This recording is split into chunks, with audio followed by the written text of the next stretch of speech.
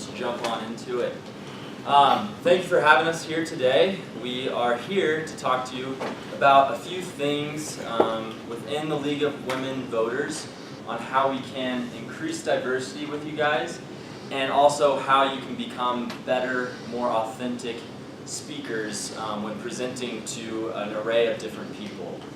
So we're going to touch on a few of those points and then go over 4 ways to harness that authenticity when you're giving a presentation. So, to start off... It's not working, I apologize. Somebody took the connection to the machine. Okay. So no clicker then? There's no clicker, it's my No fault.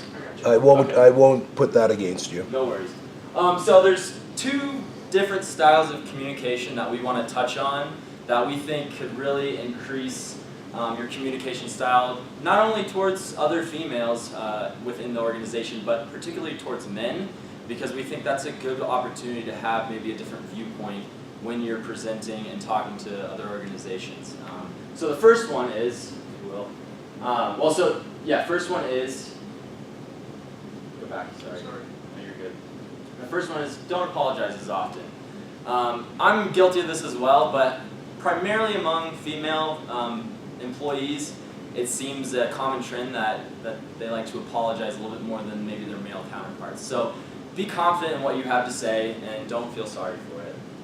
And next is don't speak in a one-up or one-down position.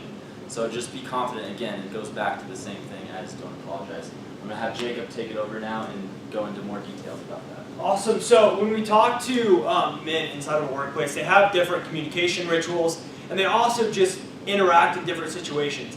And so our thought process is to bring them into the company and to equal your goal, your mission statement of all people inside this organization. We really want to focus on those 2 methods, thinking that we can get a better situation in our talking methods, just in the simple communications and day-to-day plays. So when you're talking to them, make sure that you're on an even footing. Realize that saying apologies isn't always the way to get your point across to them, and it doesn't affect them as much as when you're talking to a female.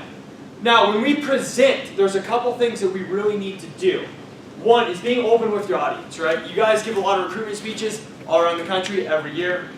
Being open with your audience is a very big key. Your body language open, your personality is open, and also just your movement around the room, right? Making sure that you're keeping that authentic idea about the presentation is very important. Next one, please. Connecting with your audience. By connecting with your audience, I mean by reading the room, right? When you walk through the room, seeing the feeling of the room, right? Are they ready to get out of there? Or do they want to stay? Are they interested in your topic and tailoring your talking style to those points? Next, we have listening to the audience. It's very similar, but it has to do with more in the middle of your speech. If your audience, for an example, if you're teaching a classroom and your audience starts to put notebooks away, you tell them you've lost your audience and you need to make a change. Make a change of pace, move something around, kind of shift it. That will get them back into the idea and keep them rolling throughout the presentation. And the last thing is being passionate about your topic. Don't present about something you don't care about. It's that simple. If you care about what you're talking about, and as you guys are the board of trustees and directors of this amazing group, I can tell you're passionate about it, right? Carry that passion into your recruitment speeches, and that'll carry over into everything you guys do. I'm going to open it up for some questions now.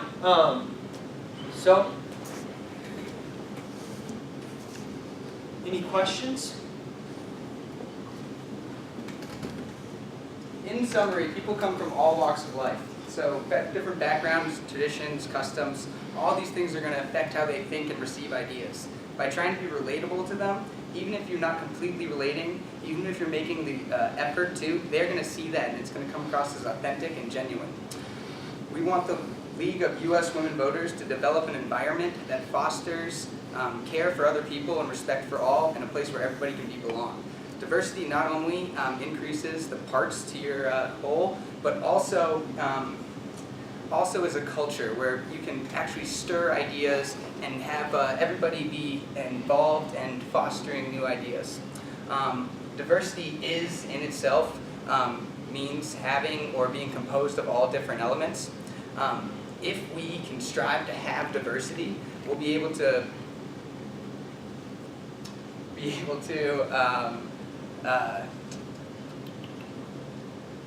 Sorry, I'm losing my train of thought here. And I'm going to cut you off for time purposes. Cool. Okay, we're done. Dang, I didn't get my quote. All right, so let's move forward. I do have a question for you. As assigned, your presentation focused on how to increase diversity within the League of Women Voters. Good job. Now, on March 03, the U.S. House of Representatives passed the For the People Act, H.R. 1.